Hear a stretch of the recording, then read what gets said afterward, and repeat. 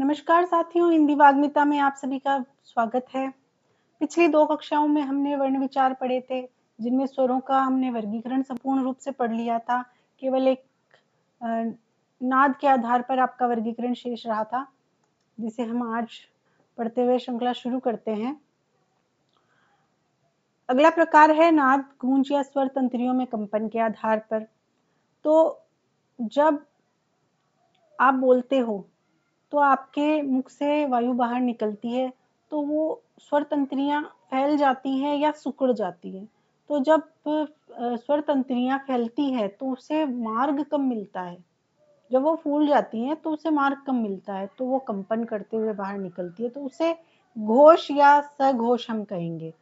और जब कंपन नहीं करती है, आसानी से बाहर निकल जाती है, कहीं भी बिना किसी स्वर तंत्री को स्पर्श करे या हल्का-फुल्का स्पर्श करके बाहर निकल जाती है, तो वो अघोष कहलाती है।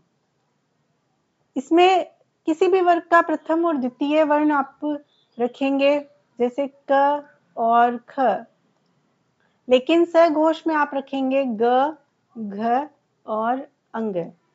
2 ये है अघोष और ये बाकी के 3 हैं सघोष। इसी प्रकार सभी वर्गों के पहले और दूसरे वर्ण अघोष होंगे और तीसरा, चौथा और पांचवा वर्ण सघोष होंगे।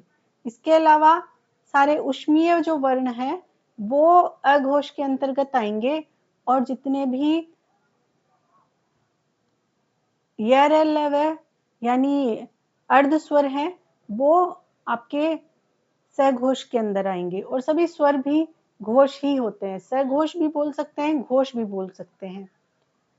तो पहला, दूसरा और सभी ऊष्मीय वर्ण, सभी ऊष्म वर्ण, साथ में तीसरा, चौथा और पांचवा और यरलव, ये सभी आपके घोष होते हैं और ये होते हैं अघोष।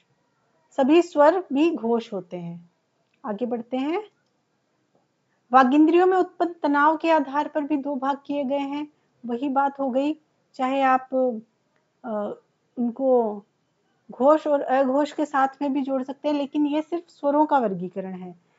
तो अ, ई, उ, री, ए, ओ, इनको बोलते समय आप कोमलता से बोल जाते हैं, लेकिन आ, ई, उ, ए, ओ, इनको बोलते समय आपको थोड़ा सा जोर लगाना पड़ता है, थोड़ा सा कष्ट उठाना पड़ता है। तो इनमें तनाव भी अधिक होता है, इसलिए इन्हें दृढ़ कहते हैं और इनको शिथिल कहते हैं। शिथिल क्यों? क्योंकि इनको आराम से बोला जा सकता है। अब हम पढ़ेंगे व्यंजनों का विशेष प्रकार का वर्गीकरण। हमने उच्चारण के स्थान पे सभी व्यंजन पढ़ लिए थे। अब हम पढ़ेंगे स्पर्श व्यंजन। स्पर्श व्यंजन 16 होते हैं, 16 वर्ण इसके अंतर्गत सम्मिलित होते हैं। स्पर्श क्यों कहते हैं? क्योंकि यहाँ जब वायु आपके मुख से निकलती है तो वो हल्का फुल्का आपके मुख में किसी किसी अंग से स्पर्श करते हुए सीधा निकल जाती है, इसलिए इन्हें स्पर्श व्यंजन कहते हैं। इनमें क वर्ग, ट वर्ग, त और प वर्ग शामिल होते हैं। च वर्ग को छोड़कर सभी वर्ग 5 वर्ग होते हैं, जिनमें से 4 वर्ग इसमें शामिल है, लेकिन च वर्ग इसमें सम्मिलित नहीं है। वो है स्पर्श संघर्षी। स्पर्श तो करता ही है, हल्का सा स्पर्श करता है, लेकिन थोड़े बहुत संघर्ष के साथ हवा बाहर निकलती है। अगला हम पढ़ेंगे संघर्षी व्यंजन। ये भी 4 होते हैं, श, स, स है। इनको बोलते समय आपके मुख से वायु बहुत ही संकीर्ण मार्ग से बाहर निकलती है, बहुत ही कम रास्ता मिलता है वायु को निकलने के लिए, तो उन्हें संघर्ष करना पड़ता है। वायु को मुख से बाहर निकलने के लिए संघर्ष करना पड़ता है, इसलिए इन्हें संघर्षी व्यंजन कहते हैं। ये कितने होते हैं? 4 वर्ण है ये। फिर है अर्ध स्वर, य और व। ये है अर्ध स्वर। ये स्वरों और व्यंजनों के बीच की स्थिति है। इनका उच्चारण स्वरों की भांति ही आसानी से आप कर सकते हैं। ये भी ज्यादा मुख में किसी अवयव को छुए बिना बाहर आसानी से निकल जाते हैं, इसलिए इन्हें अर्ध स्वर कहते हैं। इनका उच्चारण स्वरों के प्रकार आसानी से हो जाता है, बिल्कुल कोमलता से इनका उच्चारण हो जाता है। फिर है नासिक के, यानी जिस वर्ण को बोलते समय आपके मुख के साथ साथ नाक से भी वायु बाहर निकलती है तो उन्हें नासिक के वर्ण कहते हैं। ये प्रत्येक वर्ग का 5वां वर्ण होता है। इनमें अंग, य, ण, न और म शामिल है। फिर है प्रकंपित या लुंठित। प्रकंपित का मतलब होता है कंपन करता हुआ और लुंठित का मतलब होता है लुढ़कता हुआ। तो र कैसा वर्ण है? र जब हम बोलते हैं तो हमारी जिह्वा बहुत ज्यादा कंपन करती है और वायु कैसे निकलती है? लुढ़कते हुए निकलती है, इसलिए इसे प्रकंपित या लुंठित वर्ण भी कहते हैं। फिर है पार्श्विक, जो एकमात्र है ल। पार्श्विक क्यों कहेंगे? क्योंकि जब इसका उच्चारण किया जाता है तो आपकी जिह्वा आपके ऊपर के दांतों को स्पर्श करती है और मार्ग को अवरोधित कर लेती है। तो हवा कहाँ से निकलेगी? जिह्वा के दोनों ओर से, जिह्वा के दोनों तरफ से वायु बाहर निकलेगी, तो इसे पार्श्विक कहते हैं। फिर है उच्छिप्त व्यंजन। उच्छिप्त व्यंजन होते हैं ड़ और ढ। उच्छिप्त का मतलब होता है फेंकना। तो हवा बाहर कैसे निकलती है? फेंकने के जैसे, जैसे रुकती है मुख में थोड़ा सा रुक के और फिर इस प्रकार बाहर निकलती है जैसे उसे फेंका गया हो। अब ये उच्छिप्त व्यंजन अगर आप इसे आराम से पढ़ेंगे, आप देखेंगे कि ये किसी भी शब्द के प्रारंभ में नहीं आएगा, पहली बात तो। और दूसरी बात, ये कभी भी तत्सम शब्दों में प्रयुक्त नहीं होगा।